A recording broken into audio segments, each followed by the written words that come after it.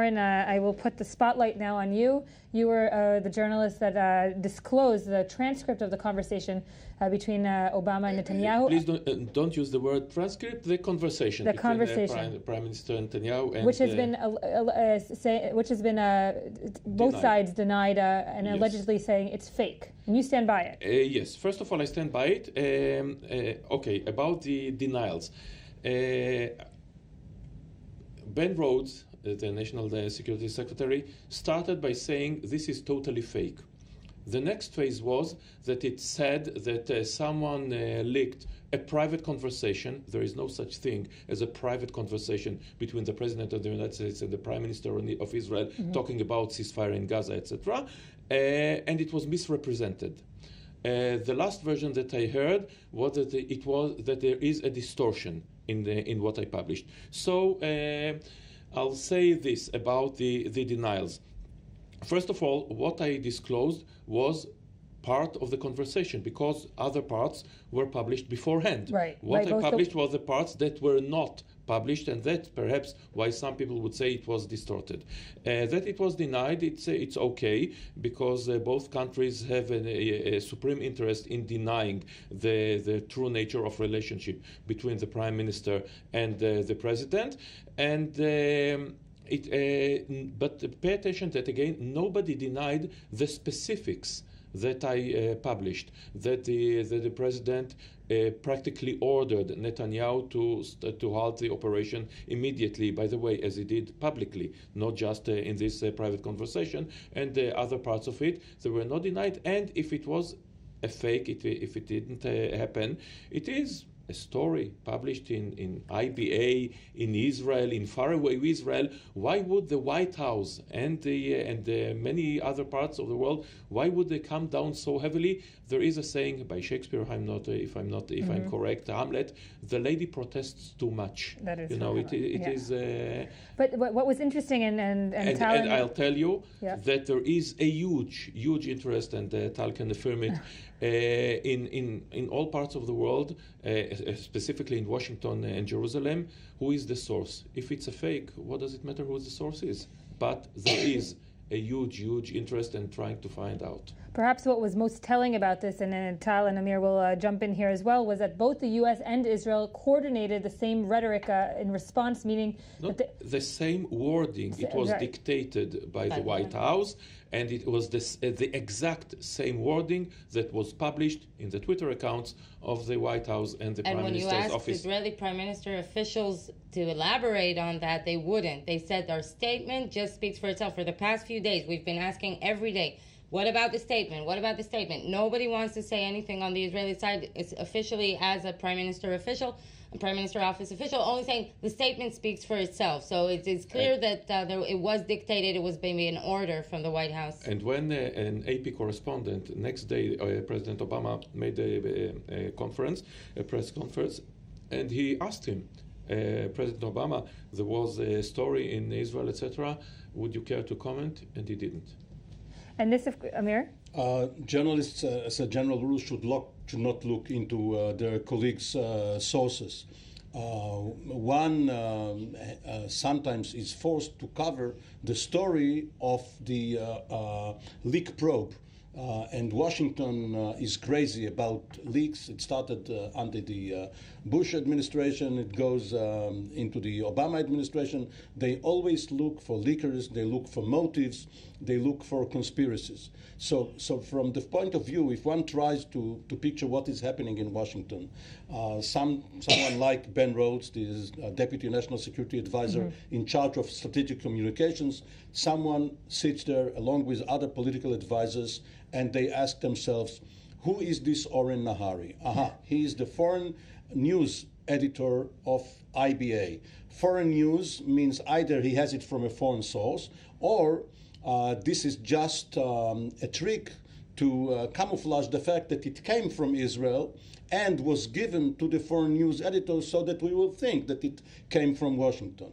If it did come from Washington, who would be willing to share such a conversation with the foreign news editor of the Israeli channel closest to Netanyahu? Is it politically motivated? Or perhaps it was just Oren Nahari's diligence. He is a very industrious reporter. He keeps knocking on doors until finally he gets the conversation. This is how they start looking into it. Then they polygraph all of those in the know in the administration.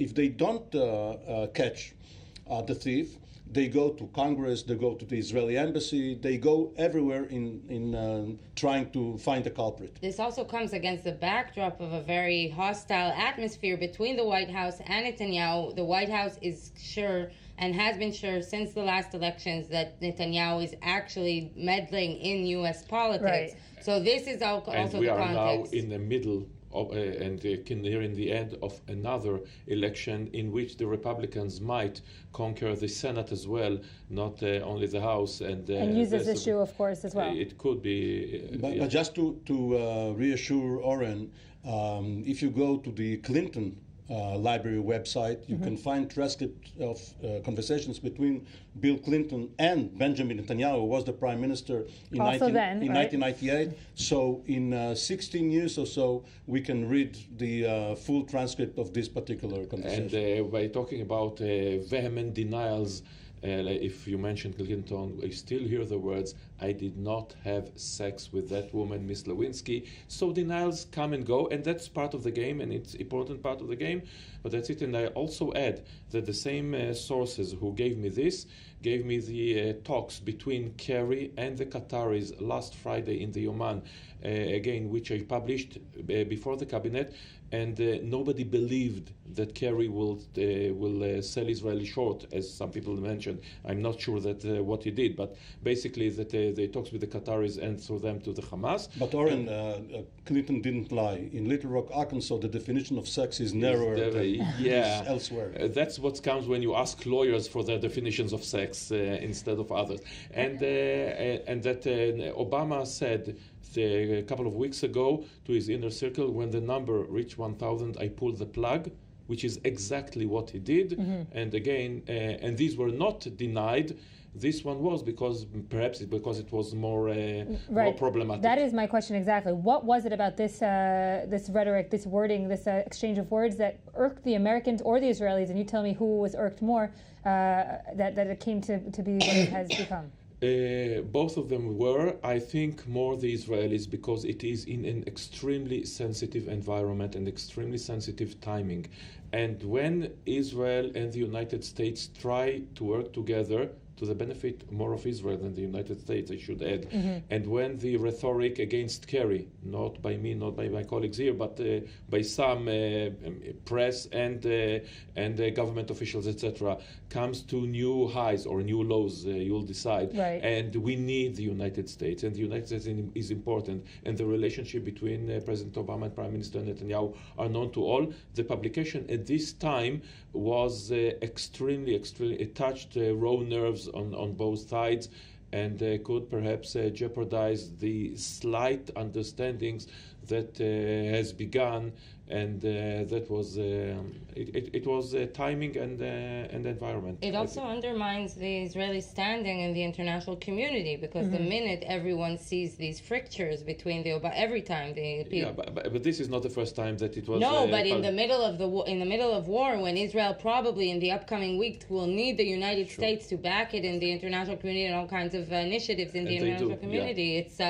especially damaging to the whole alliance theory between Israel and... But again, we take it, at times, we should take it with a grain of salt, because, weeks and months pass, and after all, interests stay, and friendships stay, and presidents and prime ministers come and go, and the relationships are there, not to be taken for granted, as we know in relationships between human beings as well, not just as countries, but again, But Yael, we have to remember that the domestic dimension here, and it all started with several ministers who are personally against Netanyahu. They have grudges. For instance, Silvan Shalom, who was certain that Netanyahu is going to support him for president a few months ago, and now comes against him. And a day before Oren published his item, Shalom accused or at least indicated, that Netanyahu actually asked Obama to put pressure on him, that this was all staged. And the transcript, which was disclosed by Oren, seems to refute it. Mm-hmm. So it also has this domestic angle. Oren, when you look at the transcript today and you see the wording, does it focus or does it shed light on a bigger American U.S. foreign policy? Or is this something, as we're hearing, maybe personal between Obama and Netanyahu? First of all, again, not transcript. I had the conversation, dialogue, right. But not, as it comes in Obama, dots, etc. Not every comma. Not, yes. So, we have to remember that the conversation was 35 minutes. Mm-hmm. I focused on 2 or 3 items that were not brought to light before. And there was the bigger picture that the United States supports Israel, etc., etc. But still, besides this conversation, what I see basically, and I think it is this, that the United States look at the Middle East as a whole. And when they look, I think if they look objectively at the Middle East, they should see that all they tried to achieve in the last couple of years, 3 years, 4 years, since the start of the Arab Spring, has come to, I will not say to nothing, but has come to practically disaster in Iraq, in Syria, in Libya, in Egypt, mm-hmm. and in Israel and the Palestinians. Nothing seems to work. And their basic supposition that there are the good guys and the bad guys. And we have to remember that the United States is a very idealistic state, perhaps the last one. And they see it through eyes of ideology that sees the good, that try to achieve good, and they do. And perhaps naively, sometimes cynically, but they try to do it. And I think that then when they look at the Middle East, and Obama started it, and looked at Morsi, for example, he sees the Islamic Brotherhood is on the side of the good, or can be brought to the good.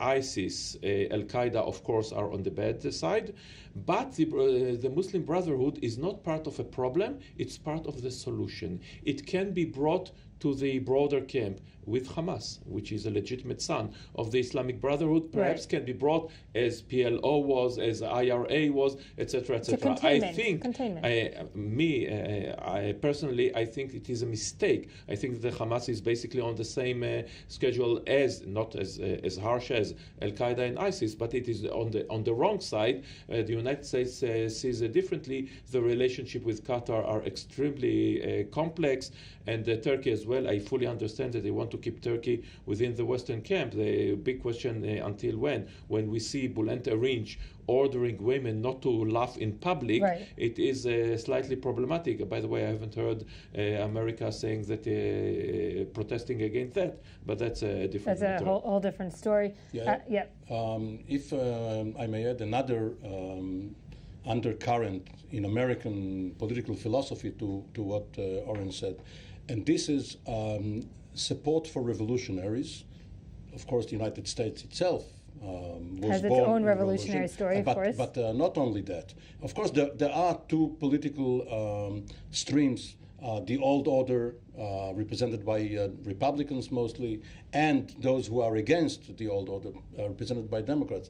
But Barack Obama personally has taken his ideals from Martin Luther King and the campaign for civil rights in the 60s. And if you view Egypt under Mubarak, for instance, as in that prism, and you think that the Muslim Brotherhood are similar to the blacks in the South, in the US in the 60s, and Mubarak represents the white sheriff in a southern town, mm-hmm.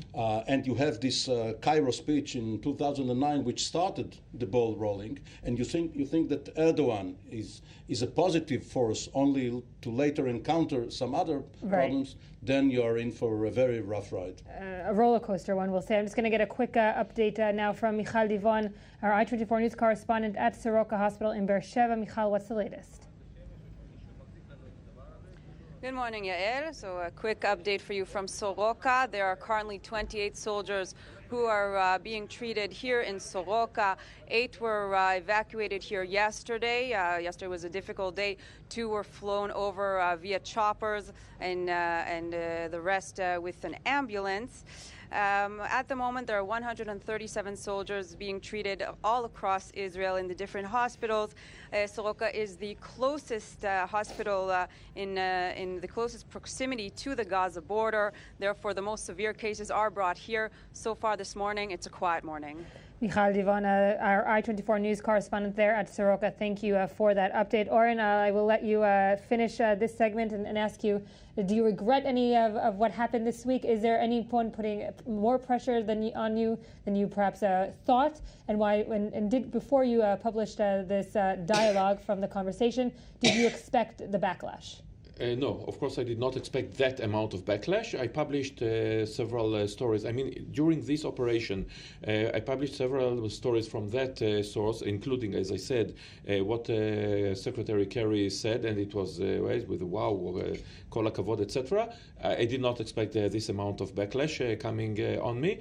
I would say that when I published it with a heavy heart, because I'm not only a journalist, I'm a patriot, an Israeli patriot, and I love the United States, and I knew that this publication can do some harm, but I think that as journalists, outside censorship, we should publish, try to achieve the truth, that very elusive word, that very elusive goal, and then let events take them course. I mean, there were, again, Americans talking about the effect of sunshine. It's not a big secret relationship between the Prime Minister's office and the President's office, and perhaps some good will come from that angle as well. Oren Nahari, thank you for joining us. Tal, Shalev, Amir, Oren, thank you for joining us. We're going to take a quick break for the headlines, and we'll be back.